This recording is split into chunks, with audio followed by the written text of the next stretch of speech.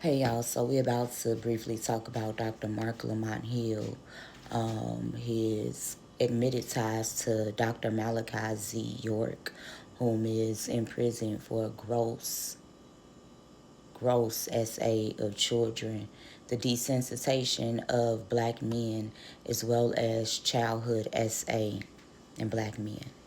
So when we begin to look at the Joe Budden podcast, recently Manny has begun to open up that something happened to him when he was younger. Now, I unsubscribed from the Patreon, so I'm not sure as to if this was at the hands of a woman, if this was at the hands of a man, of a teenage male, a teenage boy, someone the same age, without the band. I do know that this is not the first time that this topic has come up on Joe Budden podcast. Ish began to talk about how he lost his virginity to someone older than him. And everyone in the cast, as well as some of us who began to watch the show, began to explain to him what he described as actually Sagittary. So Danny from the Stop TV, who does reviews on the Joe Budden podcast, he began to make an assertion which I thought was mind-blowingly accurate, that black men will begin to open up and say that they lost their virginity to older women, and we know that this does happen, or that they were touched by an older woman. And he believes that a lot of times this is to test the grounds to see if it's safe for them to really admit that they were touched by the same sex. When we begin to look at the historicity of homosexuality, according to the DSM, it was originally specifically in men, classified as a mental illness on the same scale of grandiosity and grandiose behavior, which is why we begin to see a link between narcissistic men, DL men, and child SA, as well as multiple baby mamas, and the HIV rate amongst men whom are newly diagnosed with HIV constitute for 80% of the new diagnosis. 74% of those men are in same-sex relationships. Um, Only about 30% of those men are openly gay. So that means 1 out of 3 men are openly gay, and 1 out of 3 men, and the remainder amount, um, majority of them are closeted gay. So 1 out of 3 for each category. Therefore, 2/3 of black men are engaging in homosexual behavior. When we begin to see the link between this, it's due to the fact that when you begin to see even men whom are imprisoned and men whom are in these DL relationships, I'm not talking about men who are openly gay, even though, talking about men whom are suppressing these emotions, suppressing these lusts, suppressing these childhood traumas. They end up replicating them and attacking young boys, teenage boys, and even grown men. So when we begin to see that Imani opened up that something happened to him, he literally stated, yo, that's something that needs to stop being joked about up here, because a lot of young boys have experienced that. Then it begins to come out that Dr. Marc Lamont Hill had invited E. I don't know if he was a speaker, panelist, or if he was just a VIP guest to an event specifically talking to young black boys concerning childhood abuse. This began to be spoken about in the episode that I'm going to clip up probably on my YouTube. I'm not sure. I may just end up posting the same video on my YouTube and just telling y'all to go to Danny the Stop on YouTube. And so Marc Lamont Hill was sitting next to Imani on the sofa, and he had a baby doll. And he literally said, go ahead, show me.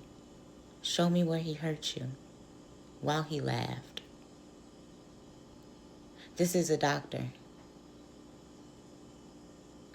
And this is a doctor who doesn't get along with Dr. Umar Johnson.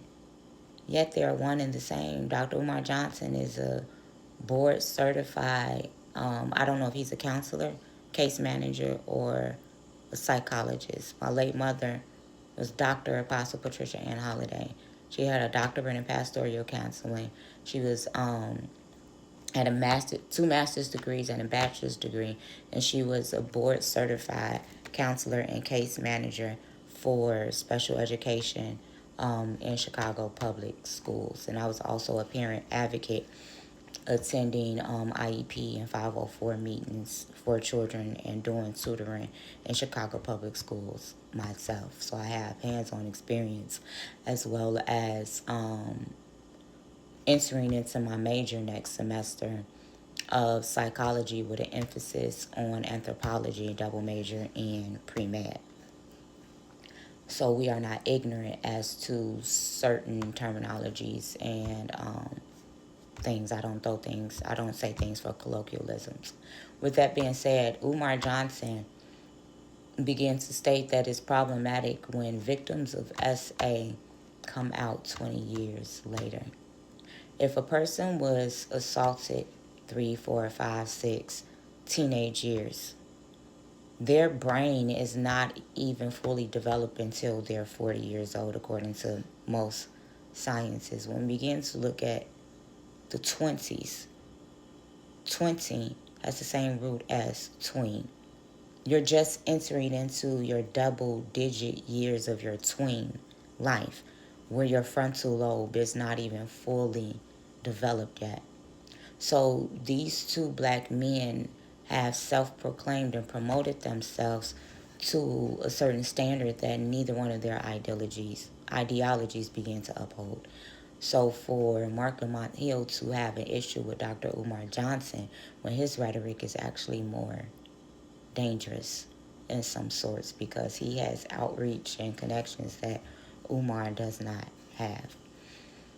So for him to do a psychological tactic that is done to childhood sexual assault victims to a childhood sexual assault victim, that's a man, another black man. But I have to remember, Imani is Puerto Rican. He's Boricuan. And Joe is FBA, which is confusing me because his last name is Budden, which goes back to Buddha, which means that Joe Budden's family is more than likely Cushitic, Ethiopic. He's a different type of nigga. But we let him say nigga. All skin folk ain't kinfolk. He got that slender Northeast African, Ethiopic, Somalian, Eritrean traits, and that's completely fine. That just means that you would be a Darwinian or a Cookshite in India. You would not be Bantu, and that's cool because we are as the Ethiopians unto El Shaddai. Those are our cousins. It's just that we know that they don't like culture on the Joe Budden podcast. Flip is Jamaican and Haitian. Ice is Jamaican, but he don't rep for. So, he's a Puerto Rican man, so I don't expect this black man, Marc Lamont Hill, even though Imani is black too, to hold him down. He then begins to continue and tell Keanu, I think that's his name, that what happened to Imani was normal. This is because Marc Lamont Hill is desensitized from the fact that he walked into a young man sitting, or a child, don't know, allegedly, sitting on the lap of Dr. York.